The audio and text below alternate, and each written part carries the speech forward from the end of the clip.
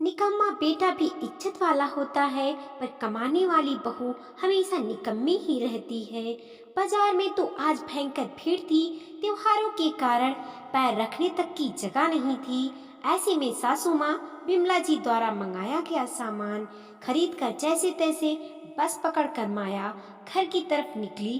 पर यहाँ भी किस्मत खराब। शाम के समय की भीड़, बस में बैठने तक की जगह नहीं। धक्का मुक्की करते हुए जैसे तैसे दरवाजे के पास ही खड़ी हो गई। 1 घंटे का सफर खड़े खड़े तय करके जैसे तैसे घर पहुंची। घर का दरवाजा खुला हुआ था। सासू माँ बाहर सोफे पर बैठकर उसी का इंतजार कर रही थी। जैसे ही माया घर में घुसी, उसे देखते ही बोली, आ गई महारानी, कितनी देर लगा दी। यहाँ तो तुम्हारे चौकीदार बैठे हैं ना। हम लोग तुम्हारे घर की रखवाली करते रहेंगे। उनकी बात सुनकर माया को बुरा तो लगा, पर कुछ कह नहीं सकती थी। जानती थी इनका स्वभाव ही ऐसा है। अगर कुछ बोलेगी तो 2 4 बातें वापस सुनाएंगी। और इतनी थक चुकी थी माया कि अब लड़ने की हिम्मत नहीं बची थी। बस इतना ही बोल पाई, माँ जी, आज बाजार में बहुत भीड़ थी। ऊपर से बस में भी बैठने की बिल्कुल जगह नहीं थी। जैसे तैसे करके ही घर पर आई हूँ। उसकी बात सुनकर बिमला जी ने ताना कसा, तो अब क्या महारानी तेरे लिए एरोप्लेन मंगवाए? बस खड़ी खड़ी बातें बना रही है। यहाँ भूख से मेरा हाल बेहाल हो रहा है। बड़े नौकर चाकर लगे हैं जो इस बुढ़िया को कुछ बनाकर खिला दे। जा जाकर फटाफट पहले चाय नाश्ते का बंदोबस्त कर, उसके बाद रात के खाने की तैयारी कर। अरविंद भी घर आता ही होगा। माया को जो उम्मीद थी, ठीक वैसा ही व्यवहार माँ जी ने किया था। सबसे पहले तो वो बिमला जी को उनका सामान दिया। उसके बाद रसोई का सारा सामान ले गई रसोई में। वहाँ से अपने कमरे में अपना बैग रखने आई और हाथ पैर धोकर दोबारा रसोई में चली गई। फटाफट चाय चढ़ाई और दूसरी तरफ पोहा तैयार किए। चाय और पोहा लेकर बिमला जी को दे आई। चाय पोहा देखकर भी बिमला जी का मुंह बन गया और बड़बड़ करती हुई बोली, ऐसी निकम्मी बहू पल्ले पड़ी है। खाना बनाते ही जोर आता है, कोई ढंग की चीज कभी नहीं बनाकर देती। बस जब देखो पोहा बनाकर दे देती है। फटाफट रसोई में पहुंचकर माया रात के खाने की तैयारी करने लगी। तैयारी करते करते ही बीच में अपनी चाय पी ली। अभी अभी सब्जी और दाल बनाकर आटा गूंथकर अपने कमरे में आई ही थी कि अरविंद घर आ गया। बिमला जी ने बेटे को देखते ही माया को आवाज लगाई, अरे अपने कमरे में क्या कर रही है तू? अरविंद आ गया है, फटाफट उसके लिए चाय बनाकर ले आ। हाय, मेरा बेटा कितना थक गया है। सुनकर माया के चेहरे पर अजीब सी मुस्कान आ गई। यहाँ मैं भी थकी हारी आई हूँ। किसी को मुझसे कोई लेना देना नहीं। बस मशीन की तरह लगा रखा है काम पर। दिन भर घर का काम करो और ऊपर से कमा कर खर्च करो। मेरी कोई इज्जत नहीं। हाँ, पर अपने निकम्मे बेटे की जरूर है। सच है, निकम्मा बेटा भी इज्जत वाला होता है, पर कामकाजी बहू हमेशा सास के सामने निकम्मी ही रहती है। अरविंद से माया की शादी 2 साल पहले ही हुई थी। माया के परिवार में उसके मामा मामी और उनके बच्चे ही हैं। माता पिता तो बचपन में ही चल बसे थे। उनकी तो शक्ल भी याद नहीं। मामी भी जैसे तैसे उसे झेल ही रही थी। इसीलिए जैसे ही माया ने अपना ग्रेजुएशन पूरा किया तो उसकी शादी अरविंद से करवा दी। ये तक पूछताछ नहीं की वो कुछ कमाता भी है या नहीं। शादी होकर ससुराल आई तो पता चला कि अरविंद तो बेरोजगार है। अपने पिता ईश्वर लाल जी की कमाई पर ही पलता है, क्योंकि माँ का लाडला जो ठहरा, इसीलिए कमाने पर ध्यान भी नहीं देता। ऐसा भी नहीं कि खूब धन संपदा है। ईश्वर लाल जी की ठीक ठाक नौकरी थी। पर माँ के अंधे प्यार में बेटे को आगे बढ़ने नहीं दिया। ईश्वर लाल जी ने बहुत कोशिश की कि बेटे को कहीं सही जगह काम दिलवा दे, पर वो तो कहीं टिकता ही नहीं। हर काम में उसे कमी नजर आती है। कई बार नौकरी दिलवाने के बावजूद भी यह कहकर नौकरी छोड़ दी कि क्या मैं इन कामों के लिए बना हूँ। मेरे ख्वाब तो ऊंचे हैं, जैसे खूब पढ़ा लिखा हो। अकल तो उसे शादी के बाद भी नहीं आई। बिमला जी के ताने भी सिर्फ बहू के लिए होते। अक्सर यही कहती कि सोचा था बहू के आने के बाद कम से कम हमारे भाग्य फिरेंगे, पर इसके तो पैर ऐसे निकले कि बेटे की किस्मत भी नहीं चमकी। नहीं तो बहुएं इतनी किस्मत वाली होती हैं कि घर की काया पलट हो जाती है। अब इन अंधविश्वासी लोगों को कौन समझाए कि काया पलट काम करने से होती है, बैठकर सोचते रहने से नहीं। बेटे के लिए तो कोई ताना नहीं होते थे, लेकिन बहू, उसका तो खाना भी फालतू का खर्चा लगता था। दिन भर काम करने के बावजूद भी 2 वक्त की रोटी भी जैसे एहसान होती थी।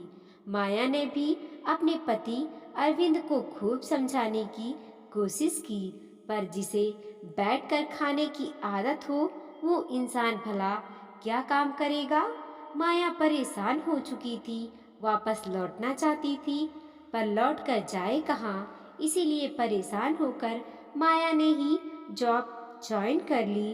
अब घर में पैसे आने लगे तो माया को भी लगा कि शायद अब सासू माँ के ताने कम हो जाएं, पर नहीं। सुबह भी काम करके जाओ, वापस आकर फिर से काम में लगो। अब दिन भर काम में बिजी हो चुकी थी। कमाकर खर्च करने के बावजूद भी ताने तो कोई कम ना हुए। उल्टा सासू माँ तो अरविंद को समझाने की जगह कई बार उसे बढ़ावा देती थी कि अरे, तेरी पत्नी कमाती है, तुझे फला चीज की जरूरत है तो वो तुझे दिला नहीं सकती क्या।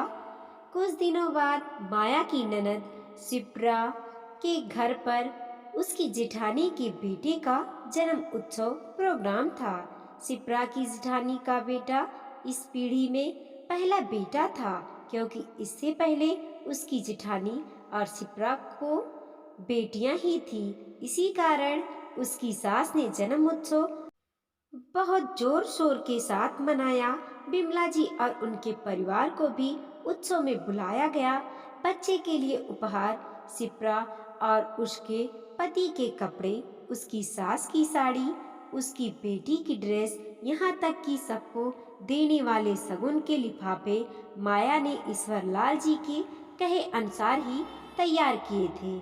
इन सब में ईश्वर लाल जी ने न अरविंद से कुछ पूछा और ना ही उसे कोई जिम्मेदारी दी। यह बात बिमला जी को बहुत अखर गई।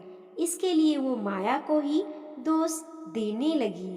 लेकिन जिस दिन जन्म उत्सव के लिए वो लोगों को रवाना होना था, उससे पहले ईश्वर लाल जी ने माया को बुलाकर पूछा, बहू, सब तैयारी अच्छे से कर दी ना?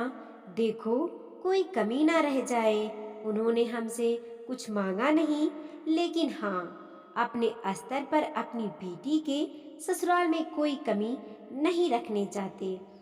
जी पापा जी, फिर भी आप एक बार सब कुछ चेक कर लीजिए। अरे नहीं बेटा, मुझे तुझ पर पूरा भरोसा है, रहने दे, क्या चेक करना। ईश्वर लाल जी की बात सुनकर बिमला जी जल भुन गई। वहीं कमरे में बैठे अरविंद को भी बहुत बुरा लगा कि उनके पिता ने उससे कुछ भी नहीं पूछा, ना ही कुछ कहा। बिमला जी ईश्वर लाल जी को सुनाते हुए बोली, हाँ हाँ, यही बहू तुम्हारी नैया को इस मझधार में किनारे पर लगाएगी। लोग बेटे को पूछते हैं और ये देखो, बेटे को तो पता ही नहीं क्या लेन देन हो रहा है। उल्टी गंगा बह रही है, बहू से पूछा जा रहा है। भाग्यवान पूछा उससे जाता है जो उस लायक हो, तुम्हारे बेटे में ऐसी कोई गुण नहीं कि उससे कुछ पूछा जाए। पति के मुंह से अपने बेटे के लिए ऐसी बात सुनकर विमला जी को बहुत गुस्सा आया और वो चिल्ला कर बोली, बस करिए, आप इस कामचोर के लिए जब देखो अपने बेटे को कोसते रहते हो। उसकी कोई इज्जत नहीं है क्या?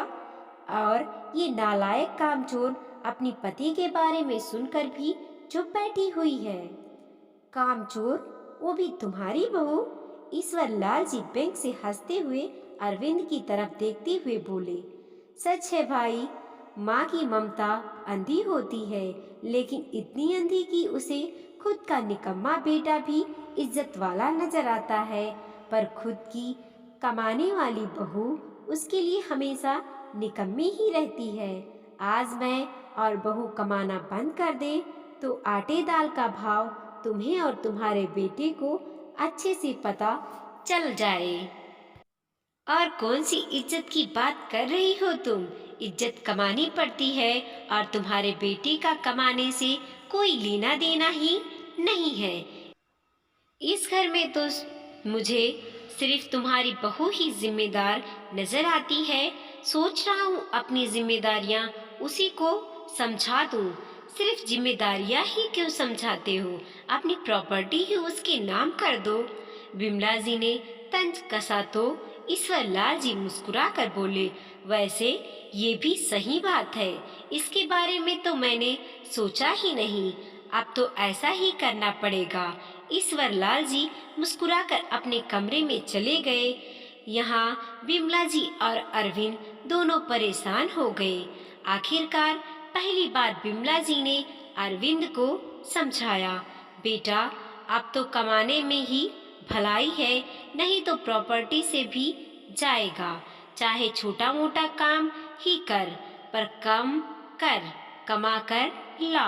आखिरकार उस दिन के बाद अरविंद ने नौकरी ढूंढनी शुरू कर दी और कुछ दिन बाद आखिर उसे एक छोटी सी नौकरी मिल गई।